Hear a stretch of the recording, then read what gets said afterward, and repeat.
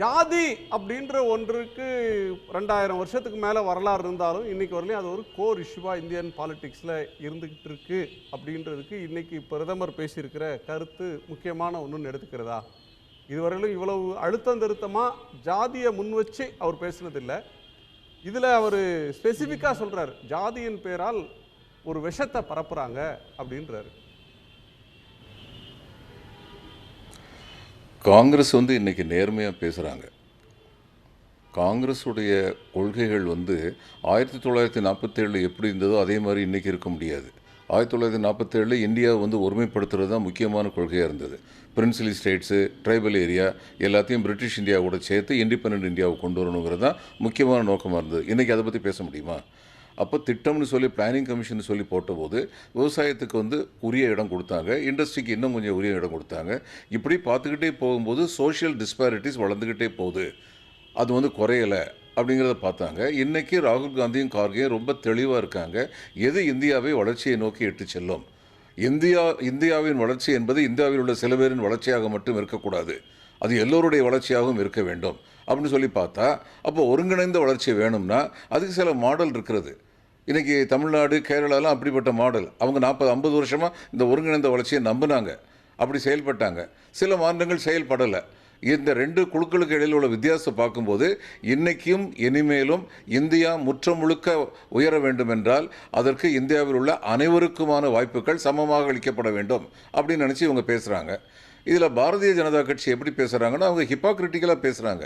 Election சொல்லி வந்தால் சரி, ஜாதி குழுமங்களோடு ஒப்பந்தம் போட்டுக்குவாங்க. இன்றைக்கி பிரதம மந்திரி சொல்லியிருக்காரு, இவங்க எங்கே இருக்காங்க எஸ்சி, எங்கே இருக்காங்க எஸ்டி, எங்கே இருக்காங்க ஓபிசி, எல்லோரும் கிராமத்தில் இருக்காங்கன்னு சொல்கிறாருல.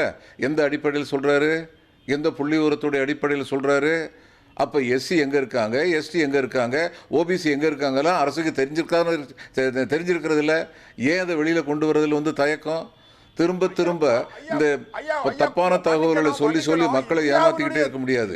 மக்களுடைய வருமானம் 3 மடங்கு உயர்ந்திருக்கிறதுன்னு சொல்லியிருக்காரு. அதை கொண்டு வந்தது பாரதிய ஜனதா கட்சி.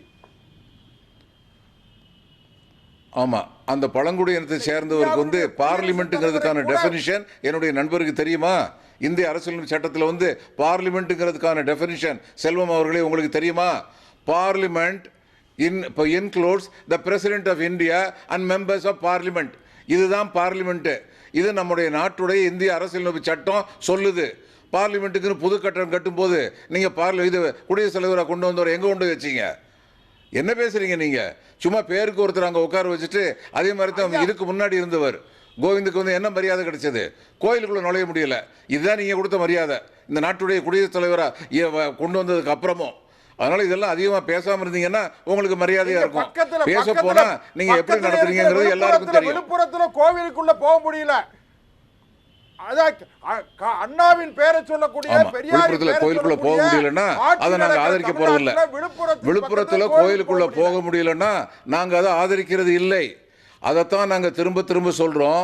இந்த அளவுக்கு ஜாதி உயர்வு தாழ்வு பற்றி இருக்கக்கூடாதுன்னு பேசுகிற ஒரு மாநிலத்திலேயே இப்படி இருக்குன்னா, செயல்படுத்துகிற ஒரு மாநிலத்திலேயே அப்படி இருக்குன்னா, ஒரு ராகுல் காந்தி சொன்னார், இது 1000 ஆண்டுகளாக நடந்து கொண்டு இருக்கும் கருத்தியல் யுத்தம். அதுதான் இன்னைக்கு நடந்துகிட்டு இருக்கு. இன்னைக்கு அந்த கருத்தியல் யுத்தம் கூர்மைப்பட்டுச்சு. ஒரு காலத்தில் காங்கிரஸில் உள்ள ரைட் ஆஃப் சென்டர் வலதுசாரிகளும் பிஜேபியில் உள்ள வலதுசாரிகளும் எலெக்ஷனில் போட்டி போட்டுக்கிட்டு இருந்தாங்க. யார் வந்தாலுமே வலதுசாரிகளுடைய ஆதிக்கம் அங்கே இருந்தது. இன்னைக்கு அந்த நிலைமை மாறுதுன்னு ஒன்றும் முடியலை. பதறீங்க. திரும்ப திரும்ப கேட்குறேன், விழுப்புரத்தில் அது நடந்துச்சு இது நடந்துச்சுன்னா அதை நாங்கள் ஆதரிக்கிறோமா? நீங்கள் ஒருத்தர் பட்டியலத்தை சேர்ந்த ஒருத்தரை ஒரு பெண்ணை ஒரு எம்எல்ஏ கற்பழிச்சிட்டாரு யூபியில். இதெல்லாம் செய்தி வந்தது, பொய் இல்லை.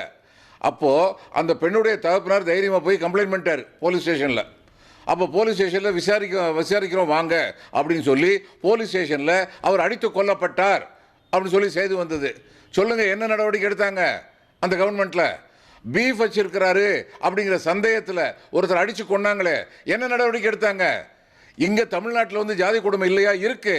ஒரு நரிக்குறவ பெண்ணை ஒரு பஸ் நடத்துனர் மரியாதை குறைவாக நடத்தினார்னா அந்த பஸ் நடத்துனர் பணி இடைநீக்கம் செய்யப்படுகிறார். ஏன்னா மேலே உள்ளவங்க தெளிவாக இருக்காங்க. அங்கே மற்ற மாநிலங்களில் வந்து நீங்கள் ஆடுற மாநிலத்தில் வந்து மேலே உள்ளவங்க எதில் தெளிவாக இருக்காங்க? வர்ணாசிரமத்தில் தெளிவாக இருக்கிறார்கள். நீங்களாம் என்னது ஜாதி ஒழிப்பு பற்றியோ ஜாதி எல்லாருக்கும் ஈக்குவலாக இருக்கணும்னு சொல்லி பேசுறதுக்கு உங்களுக்கு என்ன தகுதி இருக்கு? நான் திரும்ப திரும்ப ஒரு கேள்வி தானே கேட்கிறேன். நீங்க வர்ணாசிரமத்தை ஆதரிக்கிறீங்களா? நீங்க வர்ணாசிரமத்தை ஆதரிக்கிறீங்களா இல்லையா? சனாதன வர்ணாசிரமத்தை ஆதரிக்கிறதா இல்லையா? இதைத்தானே கேட்கிறோம். நீங்க நான் பேசும்போது குறுக்க பேசக்கூடாது. நீங்க பேசும்போது நான் குறுக்க பேசல. நான் பேசி முடிச்சதுக்கு அப்புறம் பேசுங்க. உங்களுக்கு வந்து வாய்ப்பு அளிக்கப்படும். அந்நேரம் நீங்க பேசுங்க. அதனால இன்னைக்கு நீங்க மறுபடியும் செல்வம், நான் பேசும்போது யூ cannot interfere. நீங்க பேசும்போது குறுக்கிடல. அந்த பண்பாடு நிச்சயமா இருக்கணும். மேற்கொண்டு நான் பேசி முடிச்சதுக்கு அப்புறம் நீங்க பேசுங்க. இந்த நாட்டில் ஜாதி வாரியான கணக்கெடுப்பு நடத்த வேண்டும் சொல்லி எதுக்காக சொல்றோம்? திரும்ப திரும்ப எதுக்காக சொல்றோம்? அப்படி நடத்தும் போது தான் இந்துத்துவங்கிற அமைப்பில் எல்லாரையும் வந்து இந்துக்கள் அத்தனை பேரையும் கொண்டு வந்துட்டு பெரும்பான்மை மக்கள் மேல சில பேர் சவாரி பண்ணிக்கிட்டே இருக்கலாம் அப்படிங்கிற சூழ்ச்சி இருக்கே, அந்த சூழ்ச்சி முறியடிக்கப்படும். யார் யார் எந்தெந்த ஜாதியை சேர்ந்தவங்களுக்கு வாய்ப்புகள் எந்த அளவில் கொடுக்கப்பட்டிருக்கு?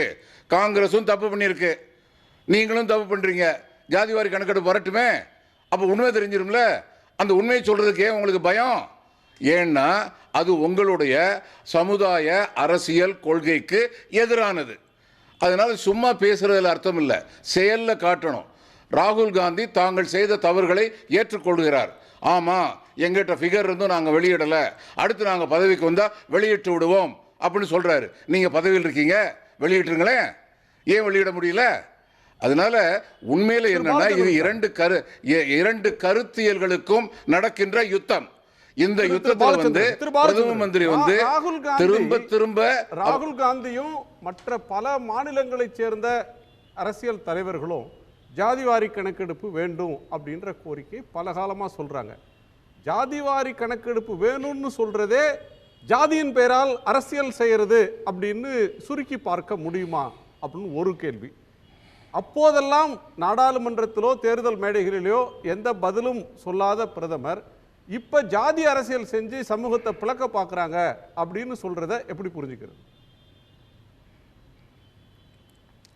மத அரசியல் செய்து ஒரு மதத்தை சேர்ந்தவங்களை இந்த நாட்டில் இருக்கிறதுக்கு உரிமை இல்லாதவங்க அப்படின்னு சொல்றவங்க, அப்படிப்பட்ட எந்த கோரிக்கையையும் காங்கிரஸ் எழுப்பலை. காங்கிரஸ் எழுப்புறதெல்லாம் ஜாதிவாரி நீங்கள் வந்து ஆய்வு நடத்திவிட்டால் இந்த நாட்டில் எந்தெந்த ஜாதி அமைப்புகள் எந்தெந்த அதிகார அமைப்புகளில் பலன் பெற்றிருக்கிறார்கள், அதிகார பங்கீடு எந்த அளவுக்கு நடந்திருக்கிறது என்பது தெரியும் அப்படின்னு சொல்கிறாங்க.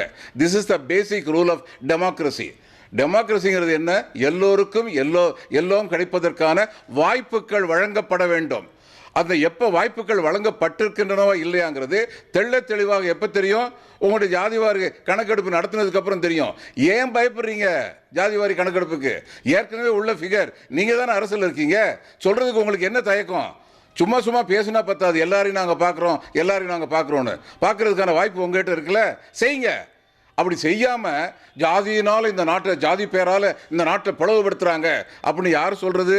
உங்ககிட்ட 2 மாடு இருந்ததுன்னா ஒரு மாட்டை தூக்கி வெளிநாட்டிலேருந்து வந்தவங்களுக்கு தூக்கி கொடுத்துருவாங்க அப்படின்னு சொல்லி மத துவேஷம் எலெக்ஷன் சமயத்தில் பேசுன பெரியவங்க பேசுறாங்க.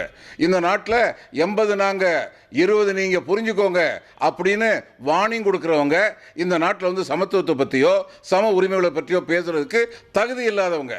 இன்னைக்கு பிஜேபி ஆட்சியில் இருக்கு. நீங்க உண்மையிலேயே எல்லா ஜாதியை சேர்ந்தவங்களும் எல்லா குழுமங்களும் சமமான வாய்ப்புகள் பெற வேண்டும் அப்படின்னு நினைச்சீங்கன்னா இன்னைக்கு வரைக்கும் உள்ள ஜாதிவாரி கணக்கெடுப்பு கையில் இருக்கே, அதை வெளியில காட்டுங்க. யாருக்கு எந்த வாய்ப்புகள் இருக்குன்னு சொல்லி தெரியட்டும். யாராவது வாய்ப்புகள் மறுக்கப்பட்டிருந்தா அவங்களுக்கு நாங்கள் வாய்ப்பு கொடுப்போம் அப்படின்னு சொல்லுங்க, நாங்கள் அதை வரவேற்போம். வச்சிருக்கிற ஃபிகரை வச்சு அழுத்தி வச்சுக்கிட்டு நாங்கள் வந்து ஜாதியை பற்றி பேசுகிறவங்க நாட்டில் பிளவுபடுத்தி பேசுகிறாங்க அப்படின்னு சொல்றது எந்த விதத்திலையும் நியாயம் இல்லை. உடனுக்குடன் செய்திகளை தெரிந்து கொள்ள சன் நியூஸ் பெல் ஐகானை கிளிக் பண்ணுங்க.